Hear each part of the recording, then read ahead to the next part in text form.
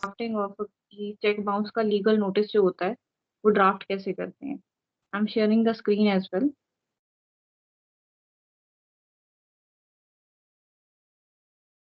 Okay, I hope ये visible है। तो सेक्शन 138 जो है, NI act basically negotiable instrument act है। तो उसके तहत ये नोटिस जो है वो दिया जाता है। बहुत बार लीगल नोटिस मैंडेटरी नहीं होता है, जैसे लास्ट टाइम हमने डिवोर्स का देखा। डिवोर्स केस में इट इज नॉट मैंडेटरी कि आप लीगल नोटिस दूसरी पार्टी को दो या नहीं दो। यहाँ पे मैंडेटरी है। चेक बाउंस अगर कोई हो गया है, जैसे होता है ना कि उधार में पैसे देते हैं, पार्टी उधार में पैसे दे रही है और चेक उसके सामने सिक्योरिटी के तौर पे रख दे रही है कि तुम ना इस दिन जो है अमाउंट जो है, मतलब बैंक में जाके ये चेक वो करा देना, कैश एनकैश करा देना और पैसे निकाल लेना। और सडनली पता चलता है चेक जो है वो बाउंस हो गया, मतलब उसमें या तो सफिशिएंट बैलेंस नहीं है। तो अब ये जो है ये एक क्रिमिनल केस बन जाता है। क्रिमिनल केस बनने से पहले आपको अगर मजिस्ट्रेट के पास या कोर्ट में जाना है तो उससे पहले आप एक नोटिस भेजोगे दूसरी पार्टी को। वो लीगल नोटिस ही होता है, चेक बाउंस नोटिस। ठीक है। A check bounce notice lays the foundation of a court case under Section 138 of the Negotiable Instrument Act 1881। तो 138 नेगोशिएबल इंस्ट्रूमेंट एक्ट की क्रिमिनल कंप्लेंट फाइल की जाती है, लेकिन उससे पहले it is a mandatory to send a legal notice to the other party. So if a person draws a check in favor of another and the same check is returned when produced before the bank for encashment, it is legally termed as check dishonor and check bounce in general terms।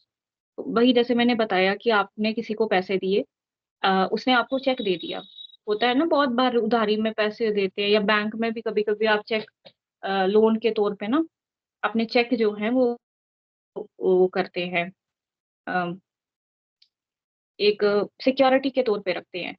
या फिर जो private कोई लोग पैसा देते हैं वो भी अपना चेक जो है वो सिक्योरिटी के तौर पे रखते हैं कि ये मैं आपसे इतना पैसा ले रहा हूँ। या मान लीजिए आपने किसी को किसी का रिपेयरिंग का काम किया, पूरे उसके होटल का या उसके घर का रिपेयरिंग का काम किया। उसने आपको चेक दे दिया, कैश नहीं दी उसने। उसने कहा कि जाके इस दिन ना आप इसको बैंक में जाके पैसे निकलवा लेना। और जिस दिन आप बैंक में गए उस दिन आपका चेक हो गया डिसऑनर, मतलब चेक बाउंस हो गया। यानी कि वहां पे या तो सफिशिएंट बैलेंस नहीं था और चेक रिटर्न कर दिया। अब आप क्या करोगे? What will be your first, आपका पहला रिएक्शन क्या होगा ऐसी सिचुएशन में? अगर मैं आप लोगों से पूछूं कि what can be the first thing that you can do in that case. Suppose आपके वर्कर थे, आपने वर्करों को भेजा जाके इसके घर में पूरा एकदम पेंट वगैरह करके आओ। वर्कर सारा अपना पेंट वगैरह करके आए और उसने थमा दिया चेक की जाके ना परसों आप चेक एंड कैश करा देना। जब आप परसों बैंक में गए चेक इन कैश कराने तो पता चला उसमें सफिशिएंट बैलेंस ही नहीं है। अब आपका पहला रिएक्शन क्या होगा? पहला आप क्या करोगे सबसे पहले?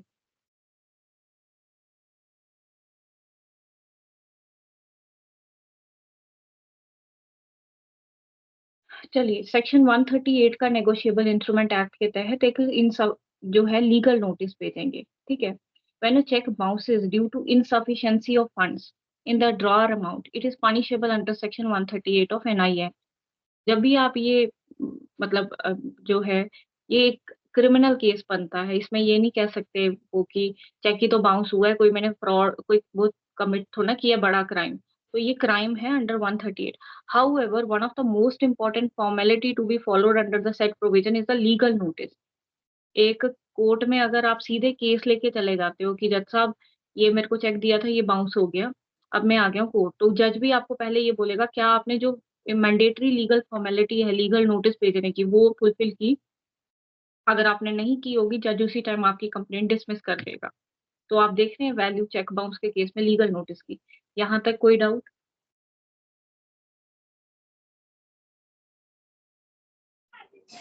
No ma'am. No ma'am. तो ये कुछ डिटेल्स हैं जो आपको चेक के बाउंस के नोटिस में लिखनी होती हैं। फिर मैं आपको जो मैंने एक अपना ही जो एक लीगल नोटिस शेयर किया है वो डिस्कस कर लेते हैं। चेक बाउंस नोटिस का format, although the law does not provide for any specific format to be followed for NI act check bounce notice, there are some things that we need to be laid out in every clear and in a very clear and precise manner। कुछ major pointer है, name and address of the person who drew the cheque, that is draw. अब जो वो करता है, मतलब जिसने check आपको साइन करके दिया है, ठीक है, कि जाके ये चेक आप इतनी तारीख को एनकैश करा देना। Name and address of the person in whose favour such cheque was drawed, that is the payee. मैं उल्टा तो नहीं बोल रही हूँ, name and address of the person in whose favour such cheque was drawn. अब जिसकी फेवर में वो पैसा निकल आना था, वो उसकी information regarding the cheque presented before the bank for payment. अब जिस बैंक में कहा था, सपोज करते हैं SBI, state bank of India, उसने कहा था कि स्टेट बैंक ऑफ इंडिया में जाके जो है वो प्रेजेंट करना और आप पैसा निकलवा देना। उस बैंक की डिटेल, कौन सी ब्रांच थी, ब्रांच की detail, detail of the cheque, that is cheque number, date and amount. अब चेक के अंदर अमाउंट भी लिखा होगा, किस तारीख को इशू किया वो भी लिखा होगा, और चेक का एक नंबर होता है अपना। अगर आपने चेक देखा होगा, ऑफ कोर्स आप लोगों ने देखा ही होगा, हर चेक में एक नंबर होता है। वो नंबर आपको अपने लीगल नोटिस में मेंशन करना होता है। Date on which the cheque was return, तो सपोज करते हैं आप आज गए, आज मंडे है, आज आप गए, तो कभी कभी होता है आज ही आपको चेक वापस आ गया, डिसऑनर हो गया। कभी कभी होता है कल आपको इन्फॉर्म किया बैंक ने कि भाई साहब आपने जो चेक दिया था वो तो रिटर्न हो गया, मतलब डिसऑनर हो गया, उसमें सफिशिएंट फंड्स ही नहीं है।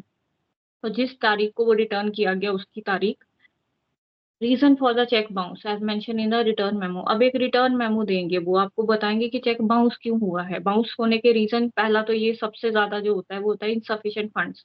उसके अकाउंट में उतने फंड्स ही नहीं है। जैसे उसने 1 लाख का चेक दिया, तो बैंक में आपने जब चेक एनकैश कराया, वो रिटर्न मेमो आया इनसफिशिएंट फंड, उसके अकाउंट में पैसा नहीं है। कभी कभी वो पहले ही स्टॉप करा देते हैं। जो जिसका अकाउंट होता है ना, वो खुद ही कह देता है कि अगर कोई चेक आपके पास एनकैश कराने आएगा, अपने बैंक में ये इन्फॉर्म कर देता है, तो वो स्टॉप कर देना, मतलब वो पैसा जो है वो निकलना नहीं चाहिए। ठीक है, so there may be so many reason, लेकिन जो सबसे बड़ा रीजन होता है चेक बाउंस का, वो यही होता है, डिसऑनर ऑफ चेक, ये insufficient funds. Clarity on date through the purpose for which the financial transaction was done. अब जैसे सपोज करते हैं आपने किसी को सर्विस दी अपनी, जैसे मैंने आपको एग्जांपल दी कि पेंट जो है ना, एक बिजनेस है, उन्होंने अपने वर्कर्स भेजे पूरा घर जो है उसका पेंट करने के लिए। तो अ, वो पर्पस आपने बताना पड़ेगा कि किस चीज के लिए पैसे। सपोज करते हैं गैम्बलिंग के लिए चेक दिया था, कि वो हार गया, जुआ हार गया, और वो कहने लगा कि अभी तो मेरे पास पैसा नहीं है, ये चेक है, आ, ये ना इस तारीख को जाके एनकैश करा लेना। तो क्या अब यहाँ पे आप एनआई एक्ट के तहत जा सकते हो? यस। गैम्बलिंग के लिए दिया था, मतलब गैम्बलिंग में वो होता है ना, जुए में पैसे हार गया, और फिर कहने लगा कि अभी तो मेरे पास पैसा नहीं है, लेकिन तुम्हें इस तारीख को जाके ना ये चेक दे रहा हूँ, जाके इनकैश करा देना। तो क्या इस केस में आप एनआई एक्ट के तहत कंप्लेन फाइल कर सकते हो? नहीं मैम, नहीं कर सकता। रीजन? मैम क्योंकि गैम्बलिंग इलीगल है, गवर्नमेंट उसको सब लाइक ऐसा ये नहीं देखती है।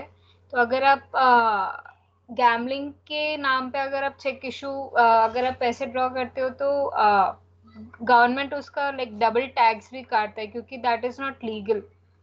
Absolutely, who is this? Sakshi Jhawa. Sakshi, बिल्कुल साक्षी ने करेक्ट बोला कि जब आपको पर्पस क्यों बताना होता है, क्योंकि पर्पस ही, अगर सपोज जैसे साक्षी ने बोला कि गैम्बलिंग इलीगल है, अब पर्पस ही आपका इलीगल होगा, तो कोर्ट सबसे पहले तो आपको अंदर डालेगी। ठीक है, तो फाइनेंशियल ट्रांजैक्शन जो है किस पर्पस के लिए हुई थी, किस पर्पस के लिए पैसा चेक दिया था उसने, वो बहुत इंपॉर्टेंट है। Clear request for immediate arrangement to be made for payment of the amount. अब आपने सबसे पहले, तभी मैंने आपको उस टाइम पूछा कि आपका पहला रिएक्शन क्या होगा, आपका चेक बाउंस हो गया है। अब आप सीधे कोर्ट चले जाओगे, या कुछ ना कुछ आप पहले फोन करोगे उस आदमी को, या रिक्वेस्ट करोगे, एसएमएस करोगे, कुछ ऐसा करोगे? यूजुअली हम ऐसा ही करते हैं ना, जब चेक डिसऑनर हो तो सीधे कोर्ट नहीं जाते हैं। पढ़े लिखे लोग हैं, या फिर वो बहुत ही एक प्रोफेशनल तरीके से चलते हैं, उनकी एक साइड में रखिए। यूजुअली एक नॉर्मल ह्यूमन बीइंग क्या करेगा?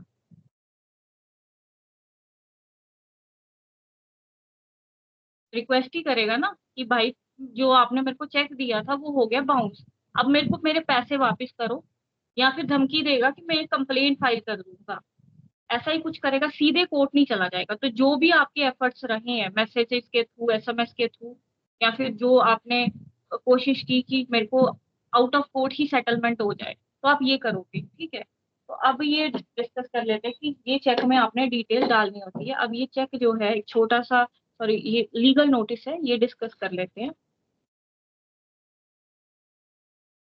मैं ये वाला, ये मैंने भेजा भी हुआ है, आप लोग अपनी अपनी स्क्रीन में भी ये चला सकते हैं। यहाँ तक कोई भी किसी को डाउट है प्लीज पूछ लीजिए।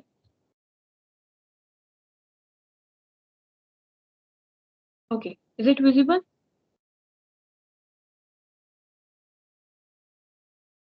हाँ जी, यस बता मैम। रही हूँ। ठीक है। सो देखिए टॉप पे जो है लेटर हेड है, मैंने आपको बताया हर एक जो लीगल नोटिस होता है वकील जो है अपने लेटर हेड में ही भेजते हैं।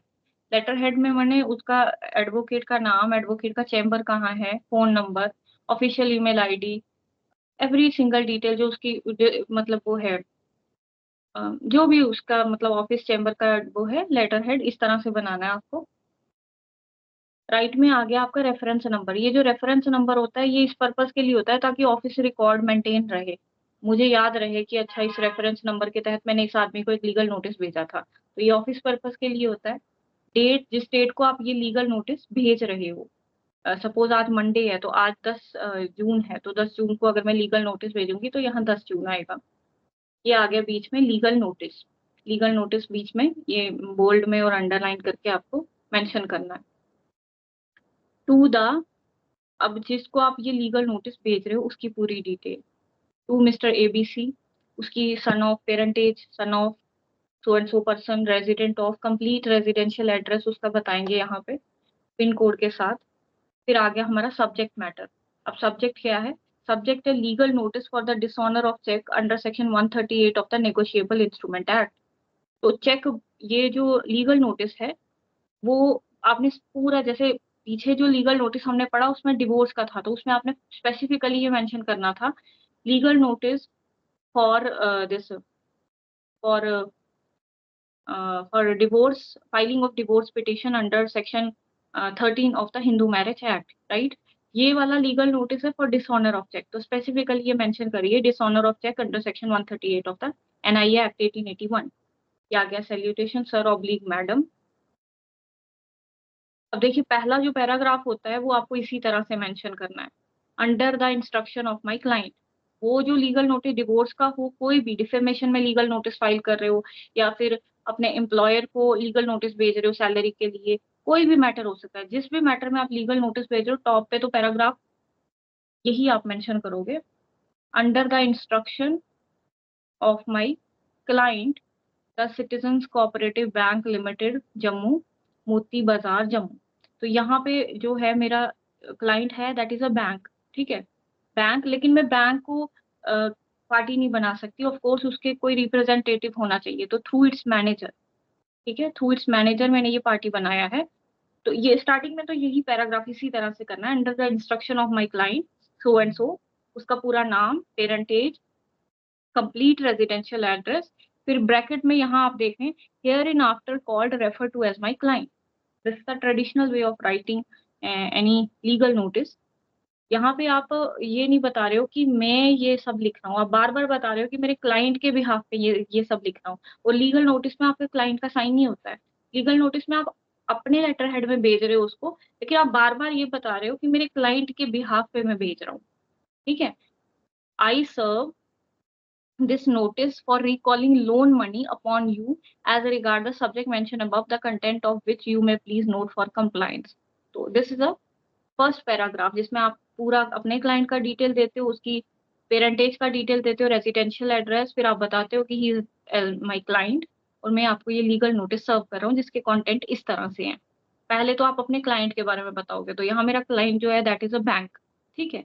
उसके बारे में बताऊंगी कौन सा बैंक है, कहाँ पे ऑफिस है उसका, वगैरह वगैरह। जैसे फर्स्ट है, और every paragraph will start from the word that my client is a cooperative bank under the name and style of the Citizens Cooperative Bank Limited, having its administrative office at Gandhinagar, Jammu, and one of its branch offices at Moti Bazar, Jammu. The bank runs its business at the above given address. ये सारा मेरा client की detail होगी। अब जैसे divorce का legal notice है तो उसमें आप क्या फर्स्ट पैराग्राफ लिखते हो, आप लोग बताइए मुझे। जैसे हमने डिस्कस किया था तो आप लोग फर्स्ट पैराग्राफ क्या मेंशन करोगे डिवोर्स के लीगल नोटिस में? नेम ऑफ द पर्सन जो लीगल नोटिस भेज रहा है और हाँ उसका प्लीज प्लीज बोलिए। और मैम उसका पूरा एड्रेस। हाँ मतलब शादी की डिटेल, सिर्फ नेम नहीं, आप उसका नाम तो बताएंगे ही बताएंगे ऑफ कोर्स, वो तो आप यहाँ भी बताएंगे कि under the instruction of my client namely so and so, wife of या हस्बैंड सन ऑफ, पेरेंटेज पूरी। लेकिन आप यहाँ पे उसकी शादी की डिटेल दोगे, कब कब शादी हुई, as per Hindu rights and rituals हुई, और अगर बेबी है, उनका बच्चा है, तो उसकी डिटेल और उसकी एज क्या है। ठीक है, तो फर्स्ट पैराग्राफ वहां पे ऐसा होगा, यहाँ पे क्लाइंट की डिटेल आ गई पूरी। ठीक है, कौन है, जैसे बिजनेसमैन है क्लाइंट तो उसकी डिटेल, कहाँ पे बिजनेस चलाता है, या स्टूडेंट है तो स्टूडेंट की डिटेल, कौन से कॉलेज में पढ़ता है। क्लियर, अंडरस्टूड, ये यहाँ तक कोई डाउट है फर्स्ट पैराग्राफ तक? No ma'am. ओके, अब सेकंड में आ जाता है हमारा कॉज ऑफ एक्शन कब अराइज हुआ। नहीं, अब ये आएगा कि स्टोरी क्या है, मतलब किस पर्पस के लिए मैंने पैसा दिया था। ठीक है, किस कॉज ऑफ एक्शन तो तब होगा जब चेक बाउंस हुआ, लेकिन ये है कि किस पर्पस के लिए मैंने पैसा दिया था आप लोग आपको। So that my client owed you a sum of ₹22,887 on dated so and so, इस तारीख को इतना पैसा दिया मेरे क्लाइंट ने। देखिए बार बार वही वर्ड यूज हो रहा है, my client, that my client इतना पैसा दिया इस तारीख को, किस पर्पस के लिए दिया, फॉर परचेजिंग एलईडीज। उस पे रेट ऑफ इंटरेस्ट भी लगेगा, प्रिंसिपल अमाउंट पे कितना रेट ऑफ इंटरेस्ट लगा, जितना परसेंटेज लगा है उतना हम मेंशन कर देंगे, which is equal to the interest amount of 1067 per month. तो 1067 रुपए जो है वो आपको per month rate of interest लगेगा इस अमाउंट पे। यू हैव अग्री टू पे द लोन इन इतना इंस्टॉलमेंट ऑफ रुपीज इतना फॉर इतने मंथ। तो ऐसे ही होता है ना कि आपने जब किसी को पैसा दिया तो वो यही कहता है कि मैं इतनी इंस्टॉलमेंट में पे कर दूंगा, इतने टाइम में वो इंस्टॉलमेंट होगी, और इतने पैसे जो हैं पूरा पे कर दूंगा, सपोज रेट ऑफ इंटरेस्ट लगा के जितना भी बनेगा। ठीक है, वो क्लियर बताना है कितना पैसा मेरे क्लाइंट ने दिया, कब, किस तारीख को दिया, किस पर्पस के लिए दिया। उस पे अगर सपोज इंटरेस्ट लगाया, आपके क्लाइंट ने बोला कि देख मैंने तेरे को ऐसे पैसा नहीं दे रहा हूँ, यूजुअली इंटरेस्ट पे ही देते हैं, इंटरेस्ट पे दे रहा हूँ तुम्हें पैसा। ठीक है, तो वो इंटरेस्ट कितना परसेंटेज लगाया, कितना अमाउंट बनता है वो पर मंथ इंटरेस्ट, और आप कब अग्री हुए, आप कितने में इंस्टॉलमेंट में अग्री हुए कि ठीक है मैं 12 महीने के बाद 12 महीने करके तुम्हें पर मंथ इतना इतना पैसा दे दिया करूंगा, इतनी इंस्टॉलमेंट में मैं ये सारा लोन कवर कर दूंगा। माई client has approved the loan for the said amount and advance it on dated so and सो। अब मेरे भी क्लाइंट ने जो है लोन, उसको इस तारीख को एडवांस पेमेंट जो है, एडवांस कर मतलब पेमेंट कर दी। ठीक है, यहाँ तक कोई डाउट, नंबर सेकंड तक? पहला आ गया क्लाइंट की डिटेल, दूसरा आ गया पर्पस पैसा देने का। कोई डाउट है यहाँ तक? Okay, number three, that in furtherance of seeking loan facility from my client bank as stated herein above, you have also guaranteed the payment to my client against two guarantor, namely XYZ MNP। आपको पता होगा usually bank वाले जो होते हैं वो guarantor भी लेते हैं, पैसा ऐसे नहीं देते हैं। ऐसे शायद प्राइवेट पर्सन फिर भी दे दे कि नहीं तू एक काम का चेक दे दे मेरे को, और ये पैसे रख ले, लेकिन बैंक यूजुअली गारंटर भी लेता है। मैं सही बोल रही हूँ? Ma'am, witness now. You mean to say witness now? हाँ, विटनेस श्योरिटी कि अगर ये पे नहीं करेगा तब हम आपको पकड़ेंगे, यानी कि XYZ और MNP को पकड़ेंगे।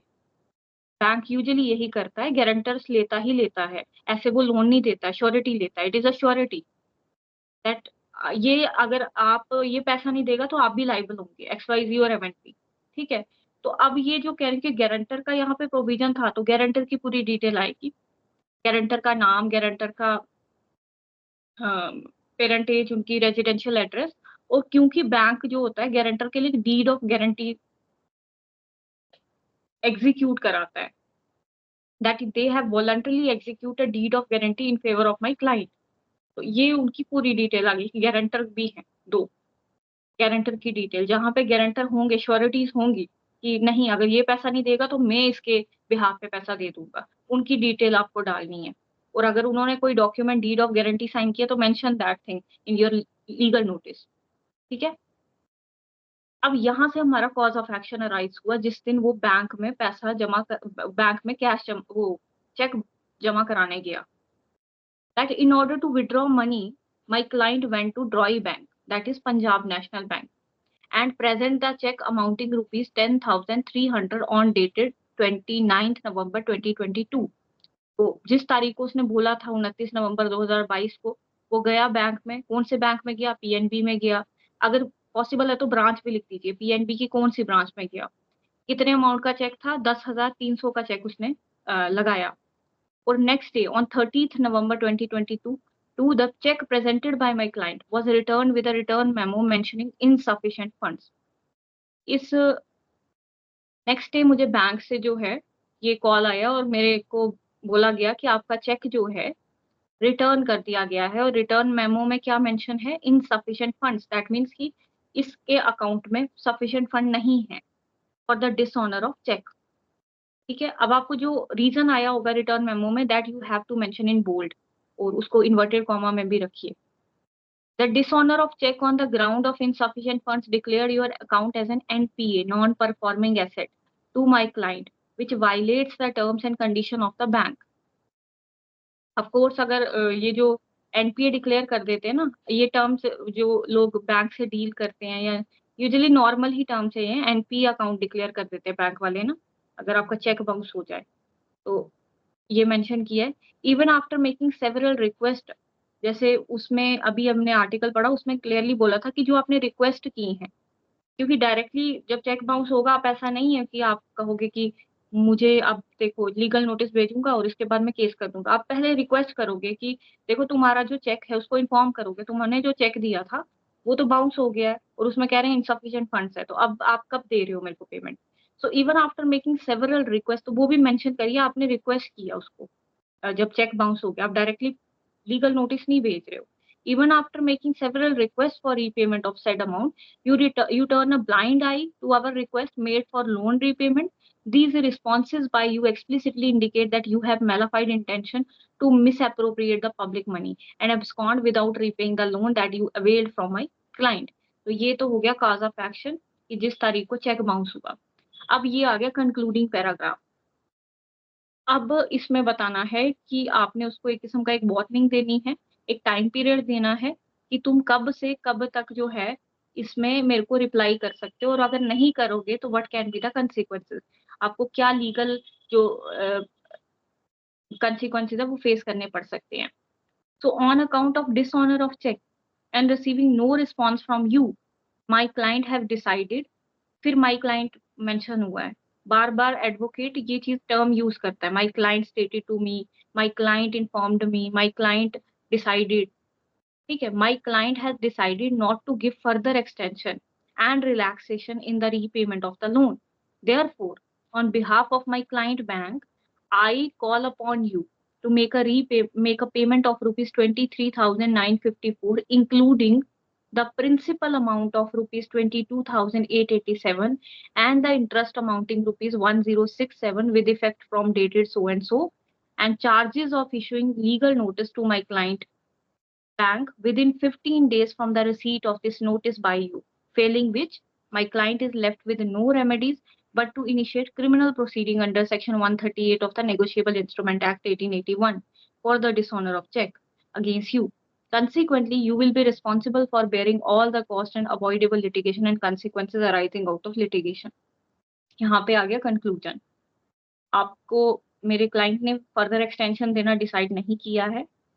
अब ये जो आपको पेमेंट करनी है उसकी डिटेल, कितनी पेमेंट करनी है, टोटल अमाउंट, उस पे कितना इंटरेस्ट लगेगा, जितना लगेगा, कब से लगेगा. सपोज आज से स्टार्ट हो गया विद इफेक्ट फ्रॉम, और इस लीगल नोटिस को भेजने के चार्जेस भी मेरे बैंक को दो.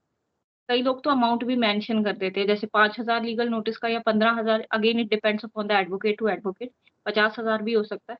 तो वो चार्जेस भी मेंशन कर सकते हो कि मेरे क्लाइंट ने जो ये पैसा खर्चा है मेरे को हायर करके लीगल नोटिस भेजने का, उसको भी इंक्लूड करके 15 दिन के अंदर अगर आपने नहीं वो किया, पैसा वापस किया, तो मेरे क्लाइंट को जो है वो आप पे क्रिमिनल प्रोसीडिंग चलानी पड़ेगी under section 138 of the negotiable instrument act. तो जितनी भी आगे अवॉइडेबल लिटिगेशन की कॉस्ट होगी वो उसके सब रिस्पॉन्सिबल आप ही होगे. लास्ट ये मैंडेटरी है आपको मेंशन करना है A copy of this notice has been preserved in my office for records and further course of action. Advocate और advocate का signature. यहाँ पे आपको नाम वगैरह क्लाइंट का कोई मेंशन नहीं करना है, बस this is all about the legal notice for cheque bounce matter. कोई ज्यादा मतलब कहते हैं ना बहुत खींचने की जरूरत नहीं है. You have to be very clear, to the point, concise, precise, as much as you can. ठीक है, टू द पॉइंट आपको लीगल नोटिस भेजना है. जैसे हम जो कोर्ट में प्रोसीडिंग करते हैं, ड्राफ्ट करते हैं प्लीडिंग्स, वो बहुत ज्यादा मतलब एक्सप्लेन कर करके एक ही चीज को बार बार रिपीट करें ताकि कहीं भी कोई कोर्ट को क्लियर हो जाए चीजें. लीगल नोटिस में you have to be very precise. Understood? हाँ, कोई भी डाउट है?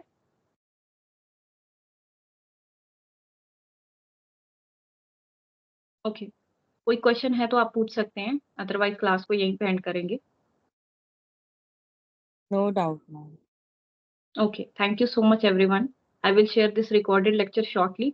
और मैं एक कल हम आप लोगों की जो असाइनमेंट है वो भी डिस्कस कर लेंगे, और उसके बाद जो है we will start another topic. और एक हाइपोथेटिकल सिचुएशन भी चेक बाउंस के लिए मैं भेजूंगी आपको थोड़ी देर में. आई होप आप लोग ड्राफ्ट करें. वो एक हफ्ता है आपके पास, आराम से ड्राफ्ट करिए. Right? Thank you so much everyone. Thank you. Thank you, ma'am.